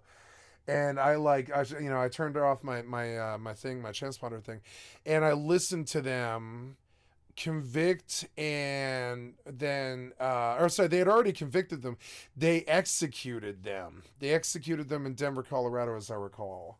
And I listened to them do it. It was like midnight, and I remember when they killed this guy, I actually listened to it on the fucking radio. They killed him right down about a mile from where I was, which is why I listened to it. They killed him at like the Denver County Courthouse, if I recall, and we'll hear about that, I think, here. But, as I recall, anyways, they killed both of them. Those guys got the chair. A Gulf War They should have. They should have gotten, like, butt rape and then the chair. Named Timothy McVeigh woke up in his renter-rider van, where he had spent the night before getting back on the road. Months of planning had gone into his trip to Oklahoma City, but he wasn't moving, and he had no intentions to stay long. He was about to commit the largest act of domestic in U.S. history, an attack he believed to be righteous retribution. Wrong! Pearl Harbor. Against a government growing more and more comfortable killing its own people. As he made his way to the Oklahoma Capitol, McVeigh reflected on the deaths of Vicky and Sammy Weaver at Ruby Ridge, and of the Branch Davidians in Waco who had lost their lives 2 years earlier to the day. And it was these thoughts that gave him solace as he drove the 7,000-pound ammonium nitrate fuel bomb into downtown Oklahoma City. After locating his target around 9 a.m., he lit the 2 fuses that winded back into the cargo bay of the truck while still driving, before parking alongside the Alfred P. Murrah Federal Building. He knew that the 9-story structure had offices for the ATF, DEA, Secret Service, as well as many other departments of the U.S. government. Fucking asshole. That and the lack of sufficient security were the reasons that the Muir Building was picked. He was also well aware of America's Children, the daycare within the Muir Building, but he viewed the kids and everyone else inside as necessary collateral damage to send the message that he wanted. He hopped out, locked the truck, and put earplugs in as he walked towards the getaway car that he'd left downtown days earlier. Yes, I can feel Before it working. reaching his I will car soon be able at to travel. 9:02 a.m., You have done me a great Oklahoma favor, City adventurer. and America changed forever.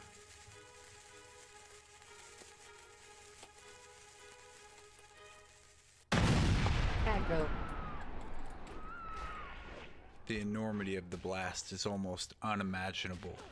Support columns in the federal building failed and collapsed, resulting in the concrete floors pancaking and crushing hundreds. Almost instantly, a third of the Muir building was reduced to rubble. Buildings all over downtown had their windows explode from the shockwave, raining glass and debris onto the people below. Heat from the blast set cars across the street on fire. An enormous crater marked the location where the truck bomb had sat, with little other evidence it had ever existed. And bodies, whole and in pieces, were littered on the ground for blocks.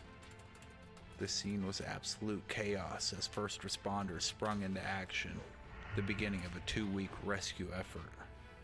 And when it was all said and done, 168 Americans had died in the explosion and over 800 more were injured. The immediate and echoing response was a mixture of outrage, terror, and confusion.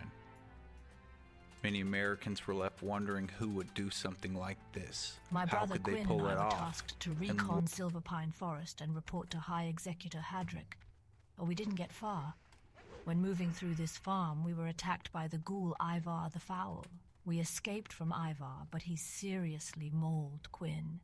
He's healing from the potion you gave him, but Ivar may return before Quinn recovers.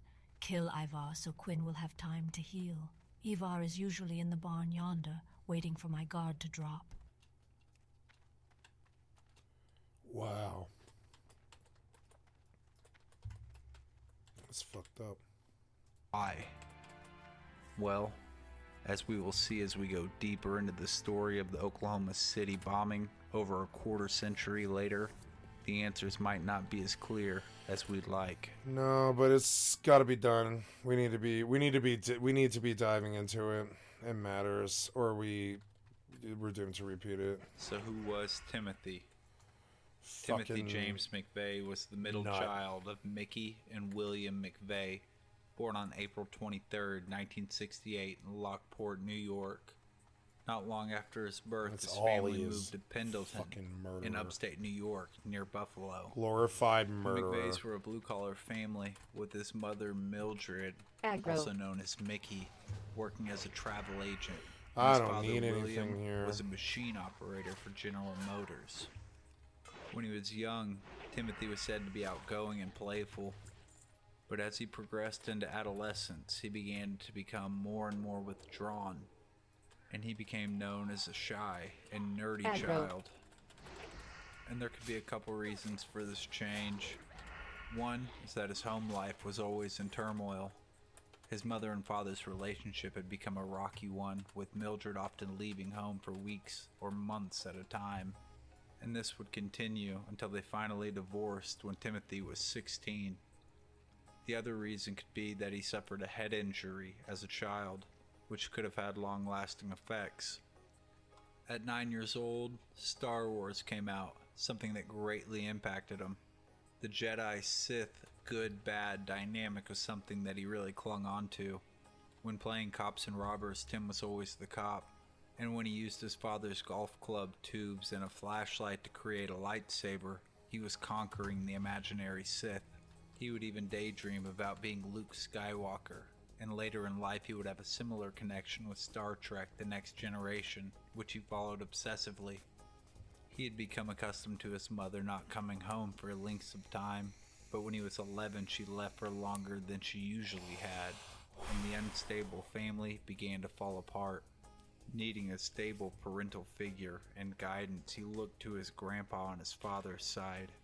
And this is when he was first introduced to guns, soon becoming a young fanatic of firearms, something many people remember from these years. He started reading gun magazines and going to target practice with Grandpa McVeigh regularly. And it was in the back of these magazines that he got from Grandpa that he would find ads that would expand his reading material on the subject.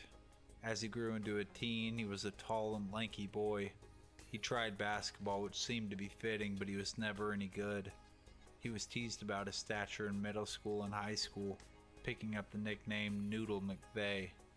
When he was 17, Noodle McVeigh elevated himself to Patty McVeigh and started flipping them for the local Burger King. He was becoming a man, something that was recognized by an unhappily married regular 10 years his senior. The horny old woman began to flirt with him and come in just to bug the lanky fuck. But Tim was feeling it too. So one day when his father was out of town, she came over to the house to sit on his Noodle McVeigh, and she took his McVirginity out the front door with her when she left. What? Outside of the pedophilic married woman, the Noodle didn't do very well with his peers, but he proved to be an early adopter of computers and was recognized as the most promising computer programmer his senior year. He also maintained a perfect attendance throughout all 4 years. Despite this, when he graduated high school in 1986, he didn't have very many prospects. Under his photo in the yearbook, This guy doesn't sound like he has a lot of passion for his job, or even this video. requested the text say, "Take it as it comes. Sounds Buy a bored. Lamborghini, California girls."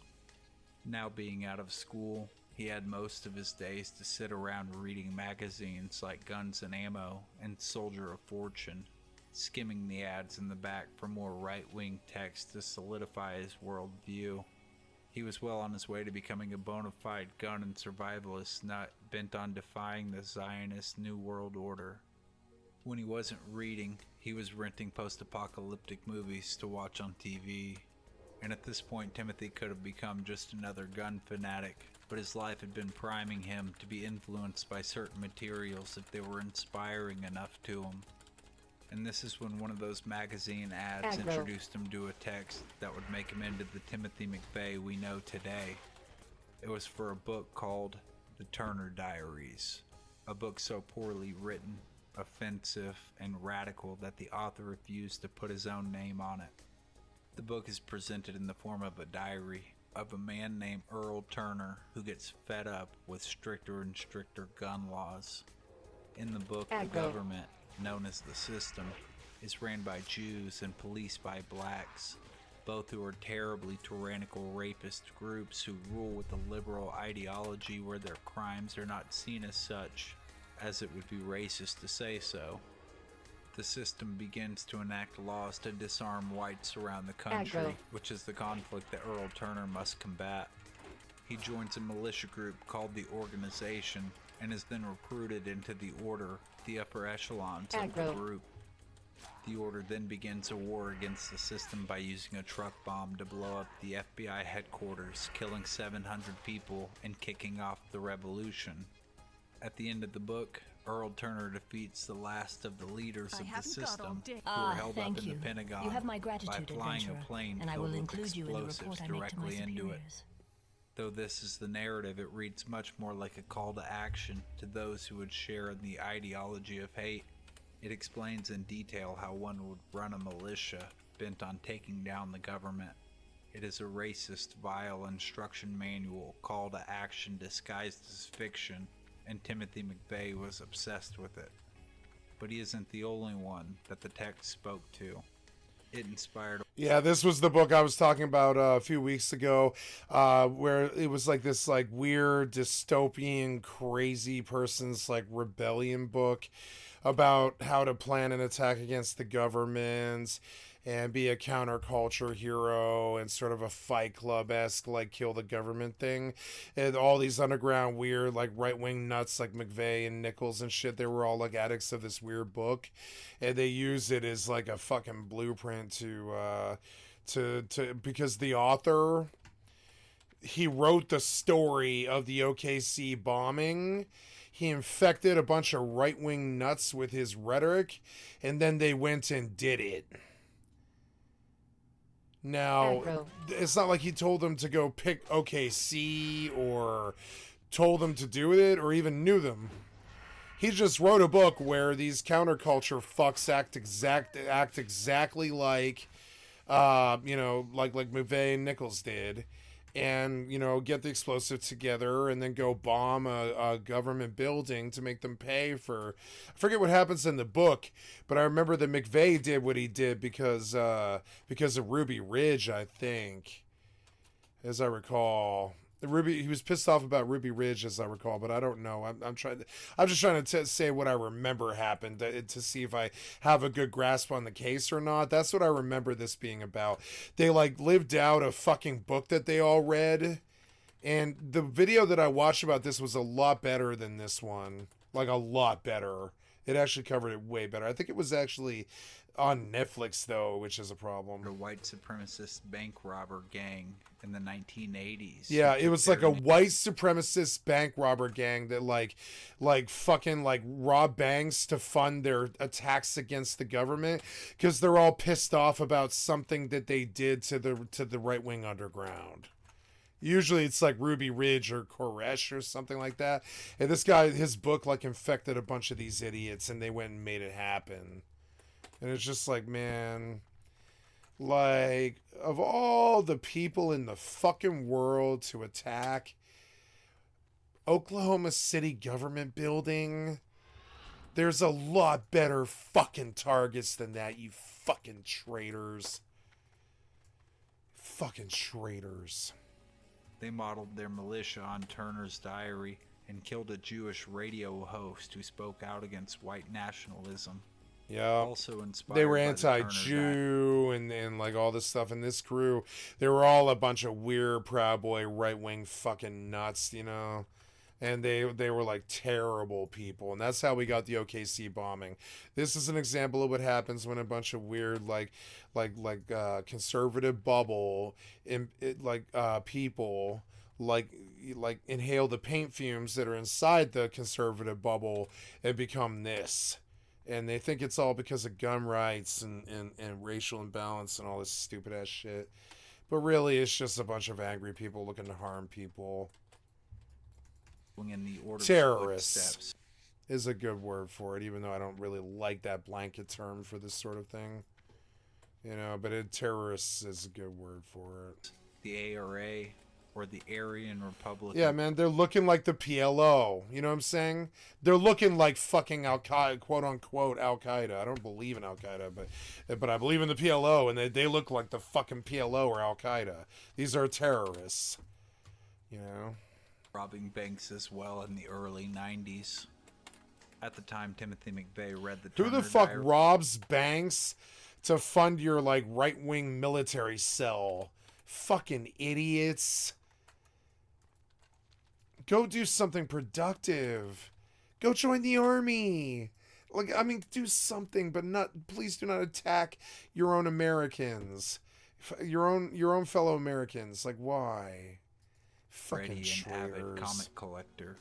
He had been spending the little bit of extra money that he made on them. I hope they tacked on a traitor charge when they fucking hung him, or whatever it is they did to his ass. The needle or the chair. It's a long-term investment, thinking that they would gain Too value. good. He had spent over $1,000 on them at this point, but now he wanted to collect guns instead. They always when he do. went to sell his stack of comics, he had a hard time finding any buyers, and eventually sold the entire lot to the comic book store that he had bought them from. They gave him a whopping $75. Yep. Since his return on investment wasn't going to get him very far into gun collecting, he quit his job flipping burgers and got one as an armed security guard in Buffalo, New York. And he liked the idea of being... They'll pay you for that. If you're willing to carry a gun on the premises but not use it, they'll pay you like a $4 stipend. I had a roommate, actually, who I lived with for some years, 2.5, 3 years, I think it was. He was a armed guard, but he didn't even take bullets to work. He just had a fucking piece, you know? And they paid him, I think it was like $23.50 an hour or something like that, just because he said he had a gun, and I don't think they could even force him to put bullets in the mag, and he didn't, as I recall. But I mean, but the stipend was like an extra $10 an hour or something like that. Having a piece in security can be actually quite valuable, I think. Yeah. A good job for somebody like him. Security guard. Somebody who really wants to have a gun all the time anyways. Yes, I would say security guard is really not that bad of a job. He decided the best place to do that would be in the army. The Yeah, me security guard too. job gave Me him too. access to guns, but he was often alone and wanted to feel like he had a purpose and was a part of something bigger. He enlisted. Yeah, it's called in America. 1988 Don't and blow attended us basic up. Training in Fort Benning, Asshole. Georgia. McVeigh talked about the Turner Diaries to anybody that he could, even handing out copies to those polite enough to listen to his rants. Most of his fellow soldiers were unimpressed or even offended once they cracked the pages, and they returned his literary gift. Two men, however, felt they connected with its message on the level that McVeigh had, and their names were Michael Fortier and Terry Nichols. Terry Nichols was 10 years older than Tim and the platoon leader. They connected over their love of the Turner Diaries and of conspiracy theories in general. They also shared the hardship of coming out of broken homes. After basic training, their company went on to train at Fort Riley, Kansas, where McVeigh This turned video is actually really good. And it's weird because his execution is dry and he sounds bored delivering it. But the quality of the information in the video is actually super good for what it is. It's like a very brief dive into this case. But it's a good case dive for an amateur, I think. Soldier. Definitely. The sharpshooter. It's got better footage than I think you would see in some of the specials even, which is kind of He cool. was promoted from private to sergeant. I don't know in where he just got 2 all years. this. One of his commanding officers even said that with 100 McVeighs at his command, he would be unstoppable. But as good as he was as a soldier, he was Yeah, I think off-putting to 100 most of his 100 peers. dudes would make you unstoppable. Yeah, I would say 1989, so. McVeigh and You would Nichols' definitely need friendship. another 100 dudes to stop the dude with 100 dudes. 100 dudes makes you unstoppable. Doesn't matter if they're McVeighs or not or whatever. I just hear them say dumb things, and I'm like, yeah, 100 people makes you really strong, doesn't it? Yes, it does. Yeah, it does. Yeah. So why did you say it? Yeah, the only thing that can counter 100 people is basically 100 people or more.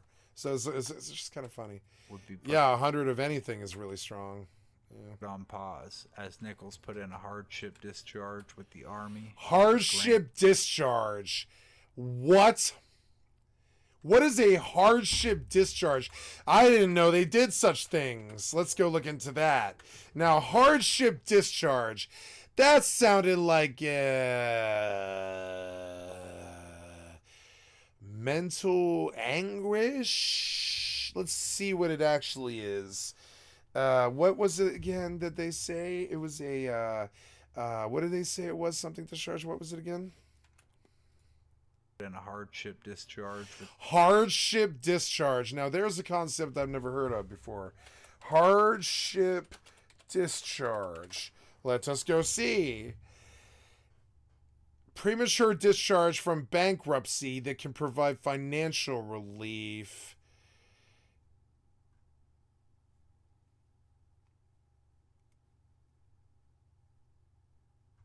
Oh, okay. Oh, yeah, here we go. The hardship discharge can also be used in the military when the financial needs of family members require more than the military member can provide while remaining in the military or illness at home. Oh, okay. So one of his family members was dying. I've never heard of what a hardship discharge is, but it sounded a lot worse than what it actually was. The Army, and it was granted. An issue had arisen about the arranged child care for his son. And yeah. I guess that would be like, I guess so. It's like, yeah, my son's stranded. I have to go. Back on the family farm in Michigan to raise him. Yeah. In 1991, the Gulf War. Well, I wish he had just stayed and done that and raised his son and then done this. Jesus Christ. Follow the signs. If the signs have you pulling away from the Army and going back to the farm to raise your kid, maybe you should just spend the rest of your life at the farm raising your kid. I don't know about blowing up the OKC building. See what I'm saying? The universe tried to steer you in the right path here, and you went looking for the bad path. Broke out in Iraq. At the command of Saddam Hussein, the Iraqi army was invading Kuwait. McVeigh was shipped out to the Middle East to be a gunner, leaving his only other friend, Michael Fortier, behind in the U.S., who was nursing a shoulder injury. McVeigh was assigned to be a gunner on a Bradley fighting vehicle. It was thought that the Gulf War would last nearly a year, but it ended in about 4 days and would later be dubbed the 100-Hour War. Although the war was I forgot it was that short. Managed some very memorable moments. In one, he fired a single Bradley shell from 1,000 yards and got 2 kills. Wow. For this, he received a Bronze Star. Wow. Unfortunately, though, not all of his memorable moments were so dazzling or heroic. During the push of the U.S. Army, most of the unprepared Iraqi soldiers would abandon or surrender. But it also sounded kind of like a lucky shot, like $1 million shot. Because, I mean, yeah, 1,000 yards or meters, whatever it was, 1,000 meters? How the fuck could you actually be aiming at something and hit them? It'd have to be luck, you know? Like, yeah, you made an educated guess and you made a good one, but that's going to be, like, partially just the wind and the fucking the travel time and the trajectory and the fucking falling of the shell and all this. Like, there's so many factors to that physics-wise that I don't know if you, like, I don't know. Like, should we give out awards for single shots with a cannon? I don't know about that. Does that really show heroism, just like some guy shooting at the enemy? I think it would need to be more than that for me. But that's just me. I was saying if he killed 2 people, cool. But, I mean, how would you even know that it was him? I guess it was, like, him. He made, like, some $1 million shot. They rewarded him for it, I guess. I suppose that's good. It's a good thing, I guess. But it kind of sounds like he was like, rewarded or awarded for doing his job, sort of. But some said that Timothy McVeigh did not accept their surrender. According to 3 others in his troop, McVeigh killed several soldiers while they were being taken into custody. Wow. When he returned home, he was given the option to go into Special Forces training. He was fresh off the 100 Hours War and had the chance to get in shape again before, but he refused the break and went straight into the training. And this is where our story starts to diverge into differing accounts. The official story is that the out-of-shape McVeigh washed out of Green Beret training within the first couple days of the 3-week assessment and blamed the Gulf War for his poor performance. He also started to believe that the U.S. was tricked into participating in the Gulf War. Oh, by did the I ding? Oh no, I Jewish-backed spent it. I UN, spent it. also known as the New World Yes, I did. Order. Yeah. At this point, he was no longer connecting with anybody in the army over the radical ideas that he'd picked up a few years before, and he was becoming known as the vaguely racist guy whose house was littered with guns and cats. He quickly became disillusioned with the army and spent the rest of 1991 routing the gun show scene in the US, looking for a new feeling of purpose and belonging. Another go at the Special Forces training was still an I wish he option had to found him, it. which had been his goal for years. But instead, It's never more dudes and more guns. It's more love and flower power.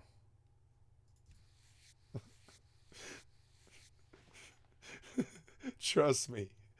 It's never more dudes and more guns. It's more love and more flower power that saves your soul. Trust me. The gun shows, you're never going to find God at the gun shows. It'll be a church or a woman or something like that. Don't be searching for life fucking, like, life lessons at gun shows. More dudes and more guns. More, oh, now what's this? Oh. Wait, is he the bad one? No.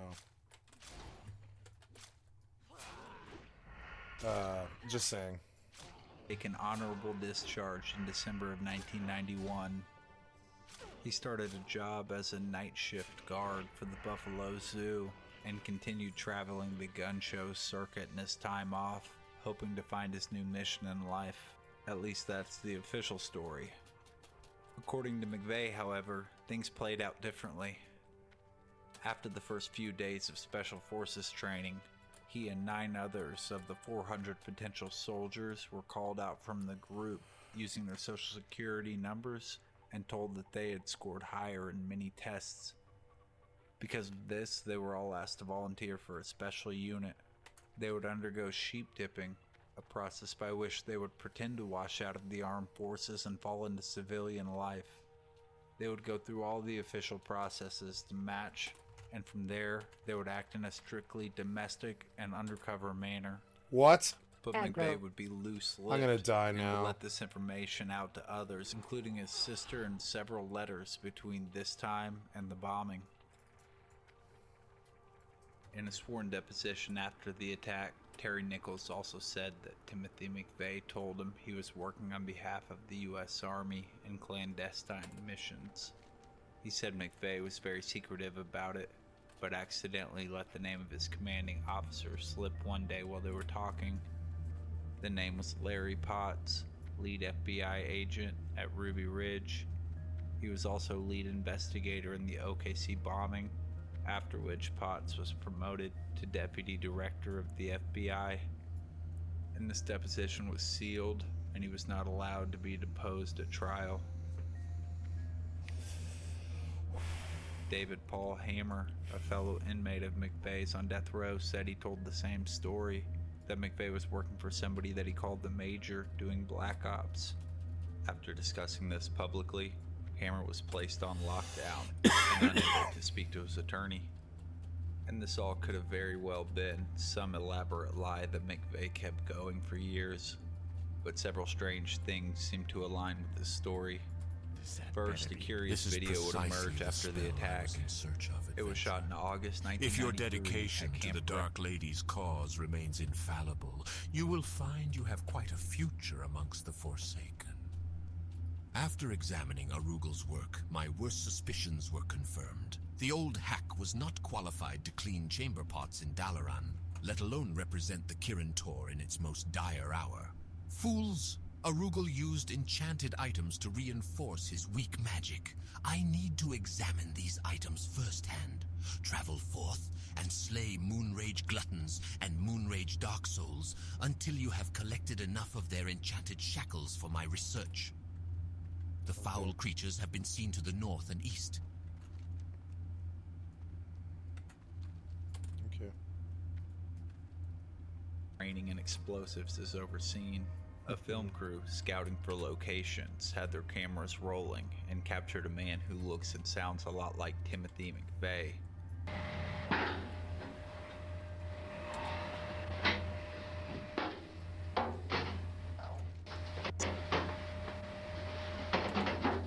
So what's your job? What was that? What's your job? Oh, parts clerk. Oh, you just parking this one, huh? Yeah, basically. This clip was shot more than a year and a half after McVeigh's formal discharge from the Army, and according to a U.S. Defense Department record, McVeigh held a DoD secret clearance that did not expire until May 11th of 1995, a month after the attack was carried out. Whether you believe McVeigh was still working in the upper echelons of the U.S. Special Forces or not, much of the remainder of the story plays out the same regardless. After his official honorable discharge, while roaming a gun show, he spotted a pamphlet offering a trial membership to the KKK. He received a White Power t-shirt for signing up for the trial membership, but after its conclusion, he left, stating later that the group was more devoted to their cause of racism than the Second Amendment that wedded his Noodle McVeigh. He also said he believed that the KKK were manipulative and harmful to the youth. He started writing into newspapers that published letters to the editor about the decline of America and his growing conspiracy theories. One of them reads as follows: "Crime is so out of control. Criminals have no fear of punishment. Prisons are overcrowded, so they know they will not be imprisoned long. This breeds more crime in an escalating cyclic pattern. Taxes are a joke. Regardless of what political candidates promise, they will increase. More taxes are always the answer to government mismanagement. They mess up, we suffer. Taxes are reaching a cataclysmic level with no slowdown in sight.